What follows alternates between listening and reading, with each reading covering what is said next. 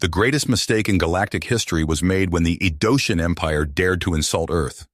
Commander Ralph Dixon of Dirtworld knelt before Emperor Paklid's throne, surrounded by emissaries from enslaved worlds bearing tribute. The Emperor openly mocked humanity's paltry offering, threatening to let the vicious Zorgax raid Earth unopposed. Dixon endured the humiliation silently, fists clenched. But a flicker of anguish on the face of Ceres, the Emperor's prized concubine, sparked an epiphany. Like countless others across the Empire, she was a prisoner, not a courtier. In that moment, Dixon's mission crystallized with diamond clarity. Earth would no longer cower before alien tyrants. Dixon presented a daring plan to the Planetary Council: infiltrate the Edosian court, identify its weaknesses, foment rebellion among the subjugated races, and when the time was right, decapitate the Empire's leadership. He would go undercover as an innocuous traitor, armed with cloaked weapons and undetectable surveillance tech. His secret weapon? Ceres herself, a member of a psychic alien species once thought extinct. Her ability to read emotions and project thoughts would be the key to unlocking the floodgates of revolution. Together, they would raise the foundations of Edosian supremacy. The risks were astronomical. Failure meant the enslavement or annihilation of the human species. But the potential rewards justified the gamble. This was no longer about tribute or trade relations. This was an existential fight for the future of humanity, and Dixon would lead the charge to restore Earth's rightful place as a galactic power. Commander Ralph Dixon's cloaked trading vessel glided through the galactic hyperlanes, its human crew concealed behind false transponder codes and forged Edosian documents. The ship's hold brimmed not with exotic spices, as its manifest claimed, but with advanced human weaponry: pulse rifles, plasma grenades, and portable shield generators.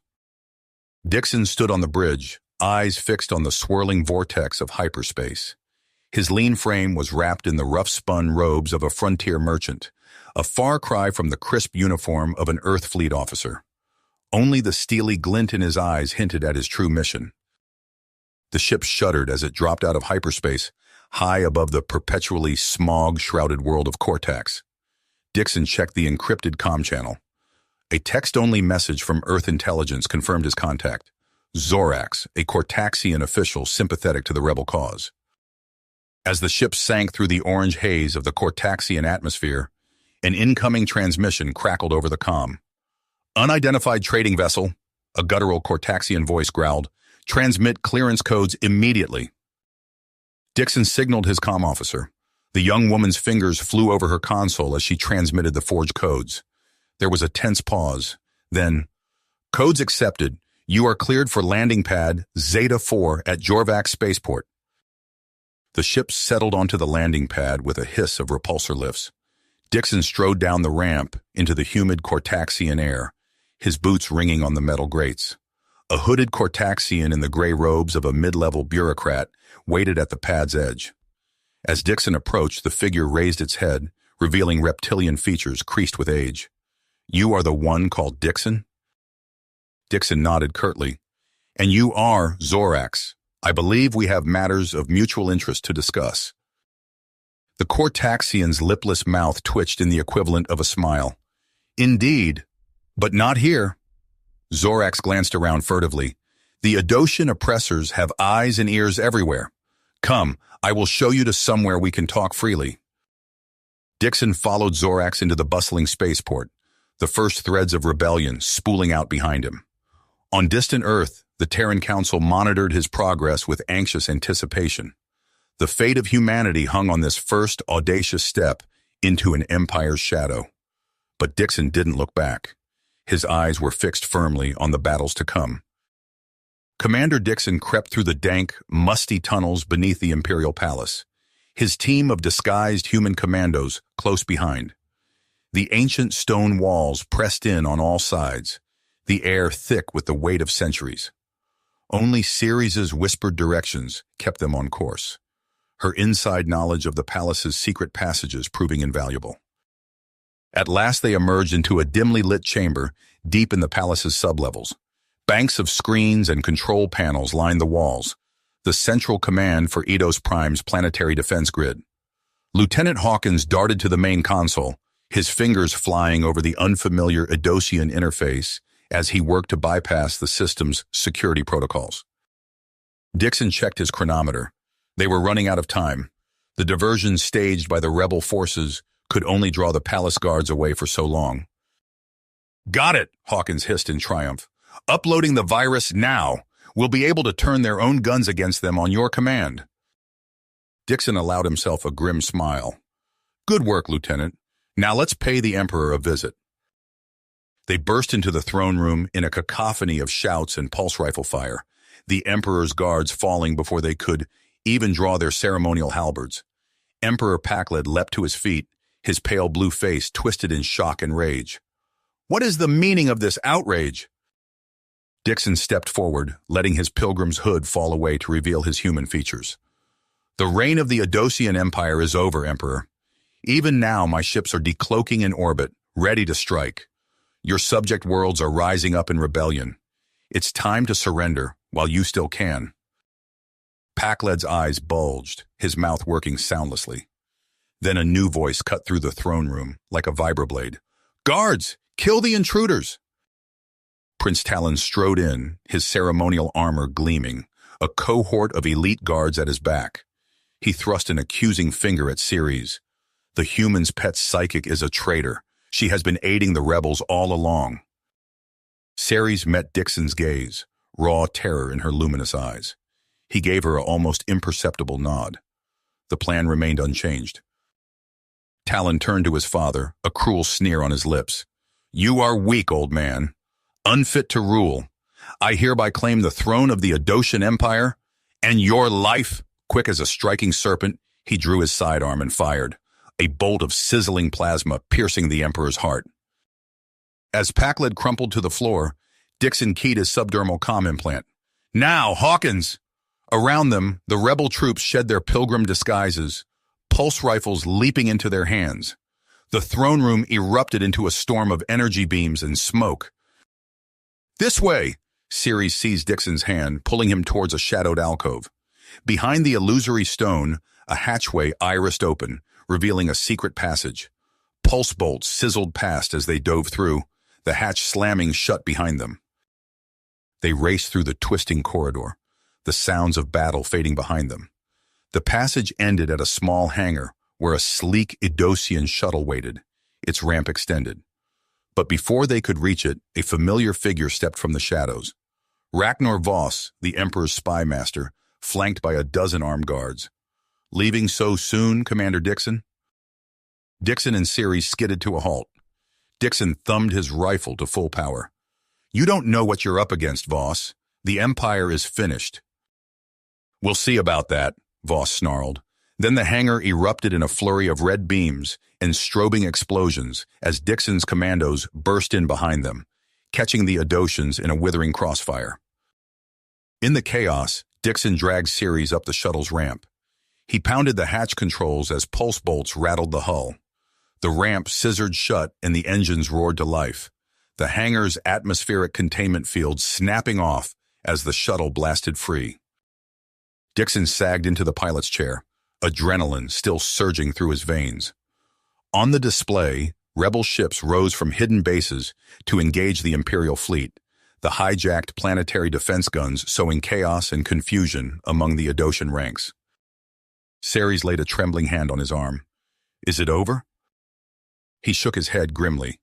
"No, the battle for Eidos Prime may be won, but the war for the Empire itself has only just begun."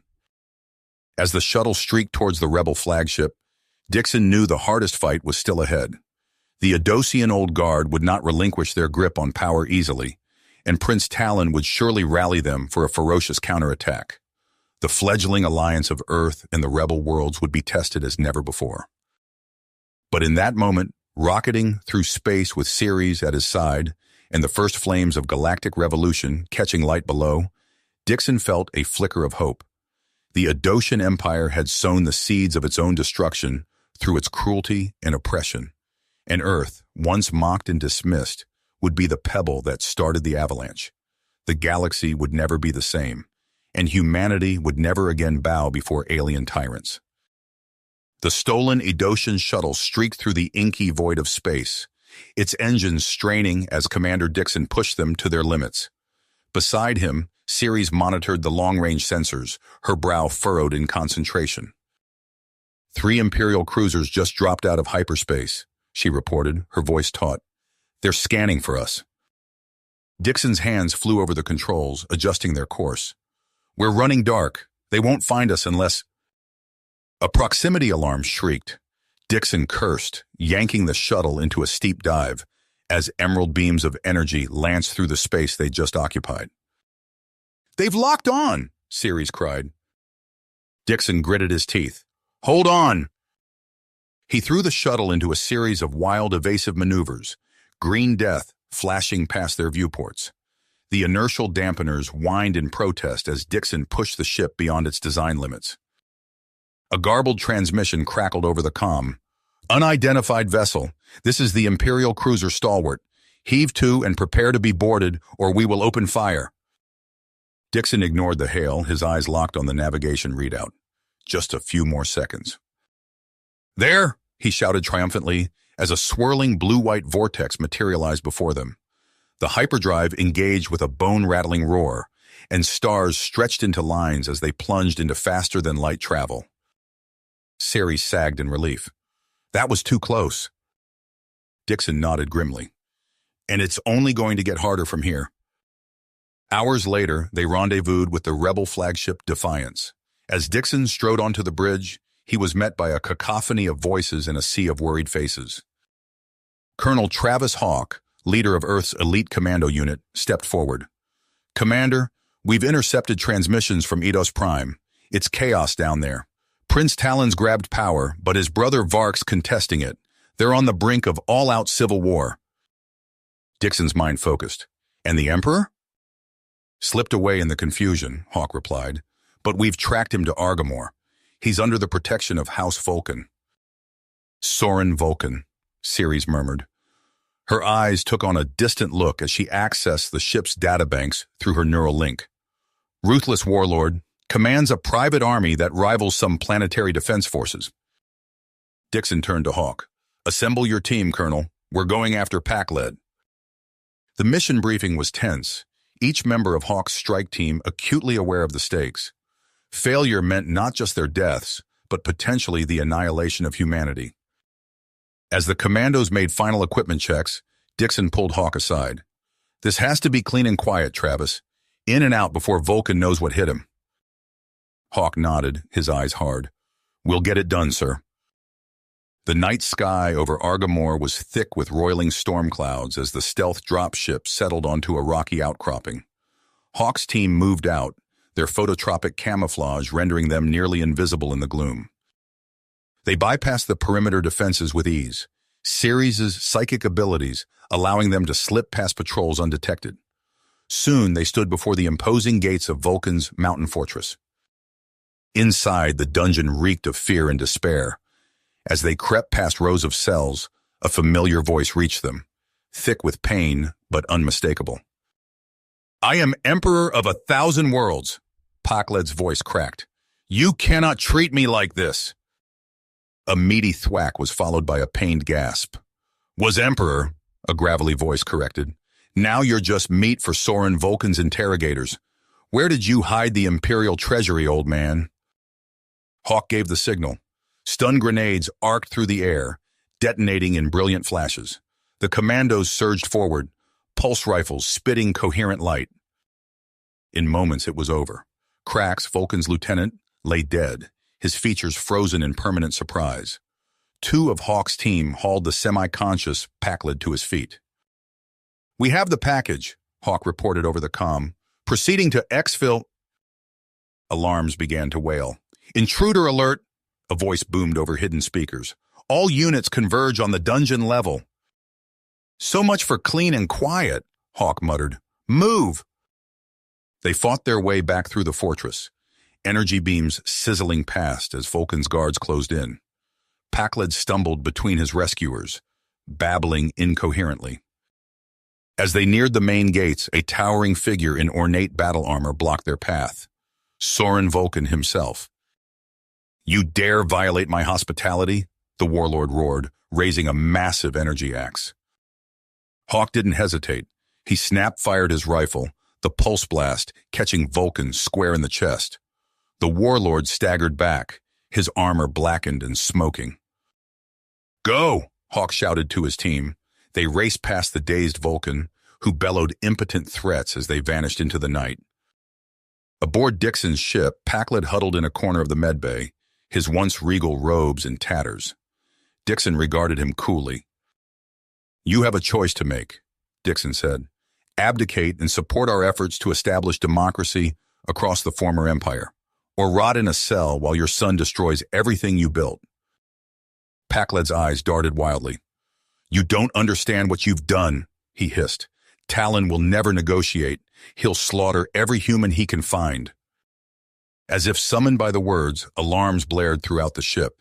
Lieutenant Chen's voice crackled over the intercom. Commander, we're receiving simultaneous transmissions from both Prince Talon and Prince Vark. They're threatening to destroy Earth unless we turn over the Emperor immediately. Dixon's blood ran cold. He turned back to Packlet, whose face had gone ashen. It seems your sons have made the choice for you, Dixon said grimly. Now we just have to figure out how to stop them before it's too late. Dixon's mind raced as he processed the dire threats from the warring princes. Earth hung in the balance, a fragile blue marble, vulnerable to the Adosian war machine. He turned to the cowering former emperor. Your sons have forced our hand, Packlet. You will abdicate, now. The emperor's eyes bulged. You can't. Dixon seized him by the collar. Earth or your throne. Choose. Packlet's shoulders slumped. I abdicate. Within hours, the proclamation echoed across subspace channels. The Adosian Empire, a millennia-old juggernaut, fractured in an instant. Reports flooded in from every sector. Imperial fleets turned on each other. Talon and Vark's forces clashed in brutal skirmishes. Frontier worlds declared independence. The galaxy erupted into chaos. On the bridge of the Defiance, Dixon watched the strategic holomap with grim satisfaction. Lieutenant Chen's voice cut through the din. Sir, massive energy signatures detected in the Meridian system. It's Talon and Vark. They're committing their entire fleets. Dixon's eyes narrowed. This is it, the moment we've been waiting for. He keyed the ship-wide comm. All hands, battle stations, prep for immediate hyperspace jump. As the Defiance's engines spooled up, Dixon turned to Ceres. Her eyes glowed with psychic energy as she reached out across the vast distances of space. I sense fear, desperation. The brothers know this battle will decide everything. Dixon nodded.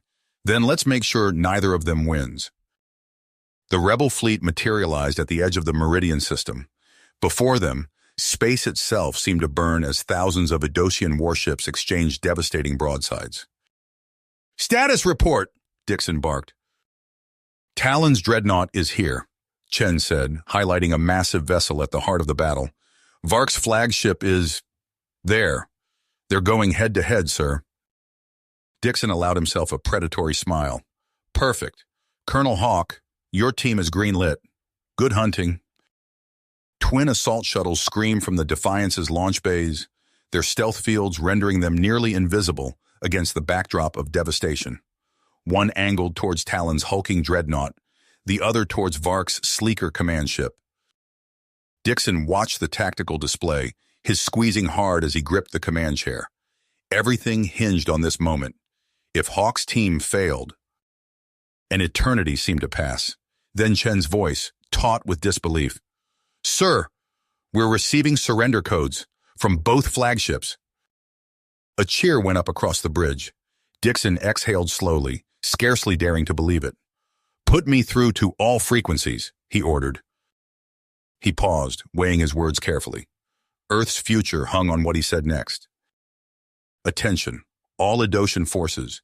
Your princes have been captured. Your emperor has abdicated. The old order is finished. He leaned forward, his voice low and intense. Lay down your arms. Join us in building a new galaxy, one of freedom and justice for all species. or keep fighting and be destroyed piecemeal as your empire crumbles around you.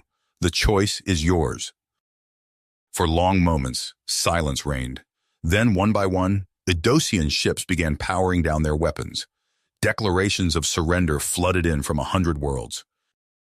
But even as the rebel crews celebrated, Dixon's eyes were drawn to a cluster of signals on the strategic display. A sizable flotilla of warships, disengaging from the main battle, fleeing towards the Idosian home system. He zoomed in, his blood running cold as he recognized the lead vessel's transponder code. Soren Falcon, the most fanatical of the Emperor's warlords, and he was retreating to the most heavily fortified world in the galaxy. Dixon's eyes sharp. The war wasn't over. Not by a long shot. You have reached the end of the story. If you enjoyed this story and want to support us, please leave a like and subscribe to our channel, and for every comment that says 88, I will heart every single one of them. Thank you for your time.